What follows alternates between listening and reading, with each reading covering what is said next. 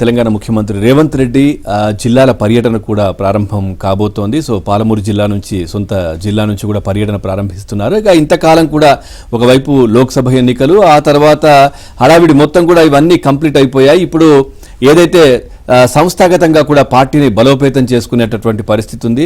అట్లాగే స్థానిక సంస్థల ఎన్నికలు కూడా రాబోతున్నాయి. ఈ నేపథ్యంలో రేవంత్ ఖచ్చితంగా పూర్తిగా క్యాడర్ను బలోపేతం చేయాలి, స్థానిక సంస్థల్లో విజయం సాధించాలనే నేపథ్యంలో కూడా ఏదైతే కేంద్రంలో ఉన్నటువంటి కాంగ్రెస్ పార్టీ పెద్దలు కూడా రేవంత్కు దీనికి సంబంధించి దిశానిర్దేశం చేసినట్టుగా తెలుస్తోంది. ఇక జిల్లాల పర్యటనలకు ఆయన స్టార్ట్ కాబోతున్నారు.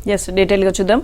తెలంగాణ సీఎం రేవంత్ రెడ్డి పాలమూరు జిల్లా నుంచి జిల్లాల పర్యటనకు శ్రీకారం చుట్టబోతున్నారు. మొన్నటి వరకు పార్లమెంట్ ఎన్నికల హడావిడిలో గడిపిన ముఖ్యమంత్రి రేవంత్ రెడ్డి ఇప్పుడు పరిపాలన, అభివృద్ది పనులపై ఫోకస్ పెట్టారు. అందులో భాగంగానే తానే స్వయంగా తెలంగాణలోని జిల్లాల పర్యటనకు శ్రీకారం చుట్టనున్నారు. అదే క్రమంలో ఇప్పుడు తన సొంత జిల్లా పాలమూరు నుంచి జిల్లాల టూర్ ప్రారంభిస్తున్నారు. స్థానిక సంస్థల ఎన్నికలు ముగిసే వరకు పార్టీని పటిష్టం చేసే బాధ్యతలను రేవంత్ రెడ్డే మానిటరింగ్ చేయాలని హైకమాండ్ సూచించినట్లు సమాచారం.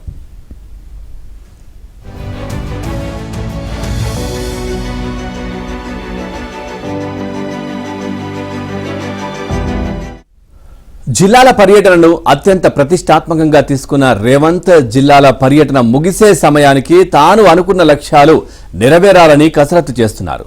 జిల్లాల పర్యటనలో భాగంగా ముందుగా తన సొంత జిల్లా పాలమూరులోనే పర్యటించాలని రేవంత్ నిర్ణయించుకున్నారు.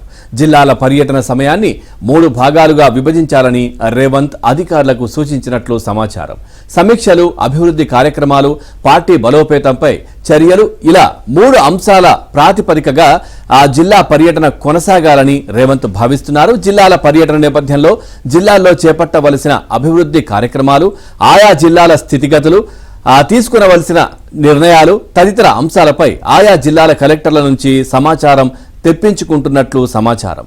ఇక ఎన్నికల సందర్భంగా ఆయా జిల్లాలకు ఇచ్చిన వాగ్దానాలు, మేనిఫెస్టోలో పెట్టిన అంశాలపై కూడా ఆ మేనిఫెస్టోలో కమిటీ సభ్యుల నుండి సమాచారం తెప్పించుకోవడంతో పాటు పార్టీ బలోపేతం కోసం ఆయా ప్రాంతాల్లో ఎమ్మెల్యేలు, సీనియర్ నాయకులతో చర్చించి చేరికలు, పార్టీ పరంగా తీసుకునవలసిన నిర్ణయాలపై దిశానిర్దేశం చేయనున్నారు.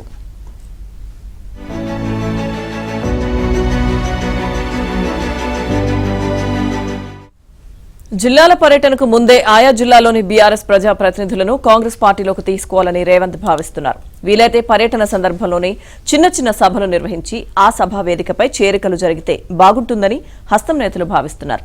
అసెంబ్లీ సమావేశాలకు ముందే అటు మండలిలో, ఇటు శాసనసభలో బీఆర్ఎస్ ఎల్పీని విలీనం చేసుకోవాలని కాంగ్రెస్ నేతలు భారీ ప్లాన్ చేస్తున్నారు.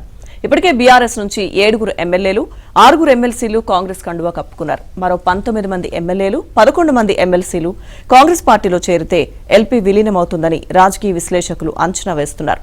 అసెంబ్లీ సమావేశాలు నిర్వహించేలోపు సుడిగాలి పర్యటనలు చేస్తూ పార్టీ పరంగా టార్గెట్ను రీచ్ అవ్వాలని రేవంత్ భావిస్తున్నట్లు సమాచారం. రేవంత్ జిల్లాల పర్యటన కాంగ్రెస్ పార్టీ బలోపేతానికి ఉపయోగపడుతుందని హస్తం నేతలు చెబుతున్నారు.